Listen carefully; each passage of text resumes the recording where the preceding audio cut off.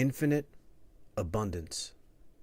In my last video, I talked about how compounding is inherently built into the universe. From the structure of lightning to the structure of a tree. One is kinetic energy, lightning, and the other is stored energy, a tree. Both are manifestations of energy. And if you look at the structure of these natural forms of energy, you see that it inherently has abundance built into these structures. You have one tree, and then you have multiple trees, and then you have a whole, woods of trees. Lightning. When it strikes, it like branches off into this big elaborate structure. So this one time, right, I popped an edible, right? And you guys know, like I grow peppers. You guys know that, right? I love eating peppers, so I grow peppers. I put them in my food, my rice, everything, man.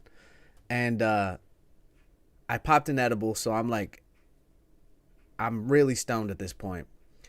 And then I grabbed one of my peppers, and I'm like looking at it, and I'm like, I took a knife, I chopped it open, and I saw all the seeds that was in one pepper. And I was like, whoa,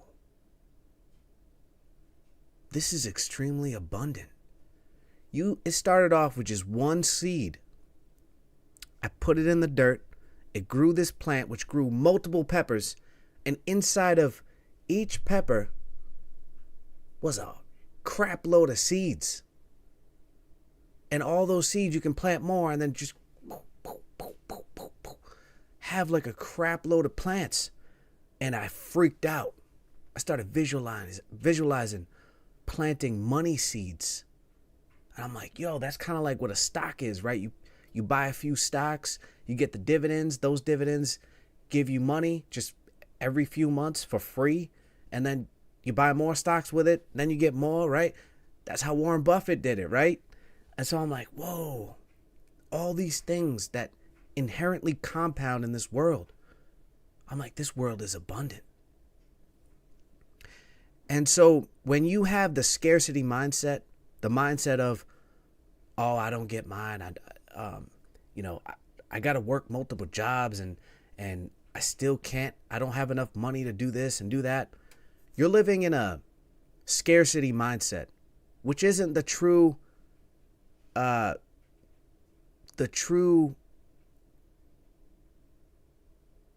essence of this universe. This universe gives more of. And so when you're negative, you get more of that. So it doesn't matter I read this book and they said, if you plant like a poisonous seed, you're going to get a crap load of the seed, just like the pepper I mentioned. You're going to get a crap load of that poisonous plant. Whereas if you planted a positive seed in your head, in your mind, of abundance, of positivity, then you get more of it. It's built into the structure of the universe. So when you're living in a scarcity mindset, that's what you're doing. You're just looking at the negative. You're seeing all this bullshit that's designed to be against you, and then you see more of that, and then more things happen against you. Whereas other people who live in a more positive, abundant mindset get the same exact thing, but in a more positive way. The rich get richer, right? Like I see the beauty in not just my wife when I look at her, but the trees, the leaves. You see the beauty in random things. And then you start seeing more of that. And then you just look around you, you see abundance, you see beauty, you see the positive side of life. Because it's doing what's inherently natural and what's built into this universe, which is more of that thing. And it works for your observation as well. The energy you put out there. And it's crazy. Speaking of that, working like mad jobs and not having money. I remember there was a time, man, I was working fast food, retail, and I worked some other random job. And I was the brokest I ever been, man. I was like, I can't get ahead, man. I can't get ahead. And then for whatever reason, when now, when I'm older, I don't have as many jobs, dude. I literally just do business. I do investment stuff. And I'm chilling more than I've ever chilled before. And so it's like you really can choose your reality. You can choose what you want to flourish in your life. But you have to be conscious of it. You have to be mindful of it. Because back in the day when I was really struggling, I was not conscious or aware of any of these concepts. I would roll my eyes at all these ideas. So when you're ready to hear it, you will. And once you do, you implement it. And then you struggle. There's a period where you struggle, right? You know all this stuff. You struggle. And then the next stage is to just kind of like let it go and then happen naturally, which is like the subconscious thought. Some call it subconscious. Some call it beingness, Zen, or just living in the present moment. It's whatever the automatic process is. That's what that is. You got to start.